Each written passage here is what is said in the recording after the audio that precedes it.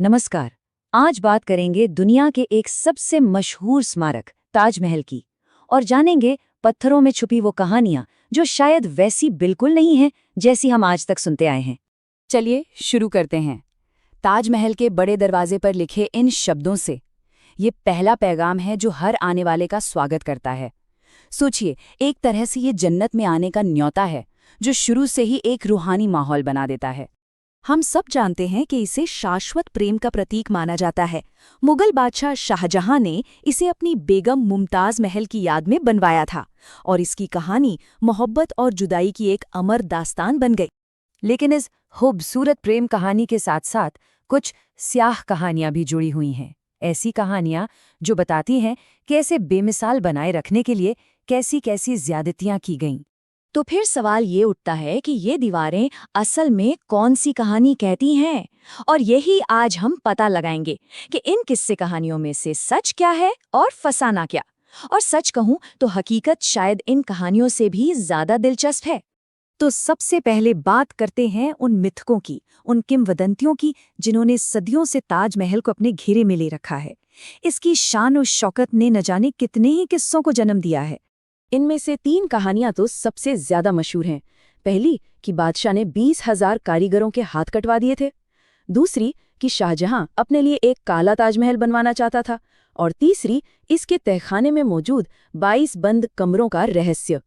तो चलिए सबसे पहले उस कहानी की पड़ताल करते हैं जो सबसे ज्यादा सुनी और सुनाई जाती है, हाथ काटने वाली किंवदंती। ये दावा कि शाहजहां ने इसे बनाने वाले कारीगरों के साथ बहुत बड़ा जुल्म किया था।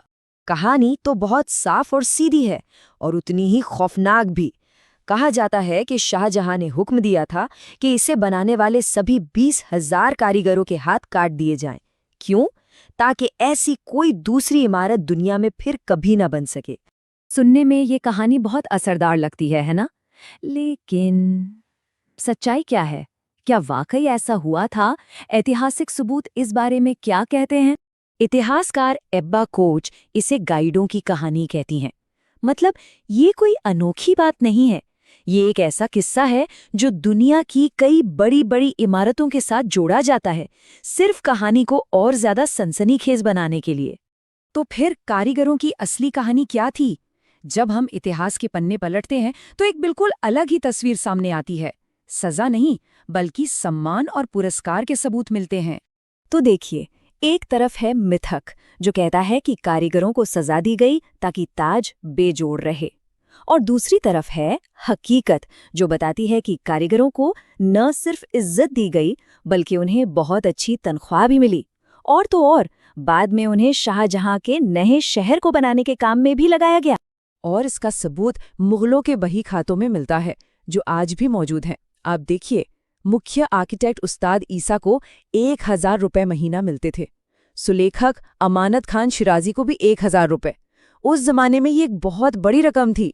अंदाजा लगाइए, एक आम हुनरमंद मजदूर तब महीने के करीब 15 रुपए कमाता था। और जरा सोचिए, 1632 में ताज का काम शुरू हुआ, लेकिन 1639 में ही शाहजहां ने अपनी नई राजधानी शाहजहानाबाद में लाल किले का काम भी शुरू करवा दिया था।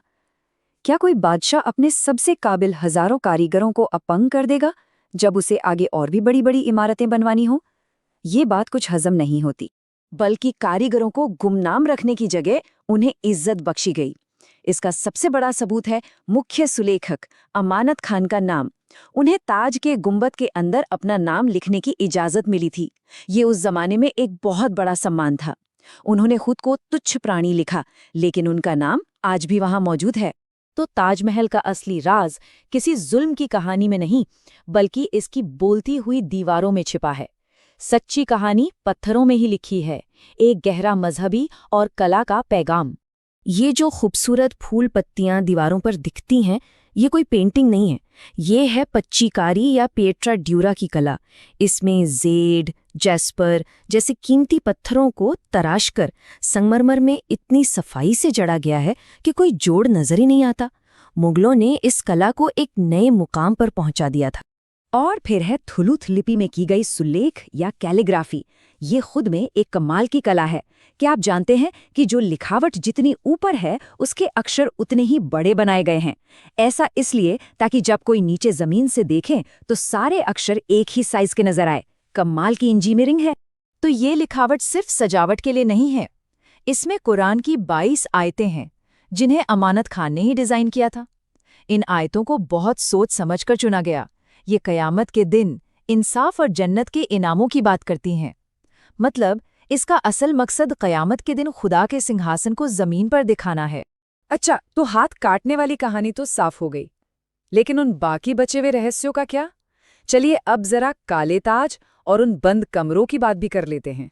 काले ताज की किंवदंती भी बहुत मशहूर है कि शाहजहां नदी के उस पार अपने लिए एक काला ताज बनवाना चाहता था। लेकिन सच तो ये है कि जब वहां खुदाई की गई तो किसी इमारत की नींव नहीं मिली।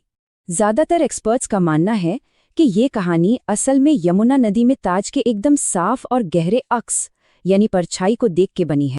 और आखिर में आते हैं वो 22 बंद कमरे। तहखाने में मौजूद ये कमरे कई तरह की अटकलों को जन्म देते हैं, जिनमें एक पुराने मंदिर के होने का दावा भी शामिल है। लेकिन इसकी एक बहुत ही व्यवहारिक वजह भी हो सकती है। एक्सपर्ट्स मानते हैं कि ये कमरे नींव को मजबूती देने और उसे नमी से बचाने के लिए बनाए गए थे। इन्हें बंद रखना एक जरूरी एहतियात हो सकता है ताकि इस बेमिसाल इमारत की बुनियाद महफूज रहे। तो अब आखिर में ये सवाल बचता है, कौन सी कहानी ज्यादा दिलचस्प है?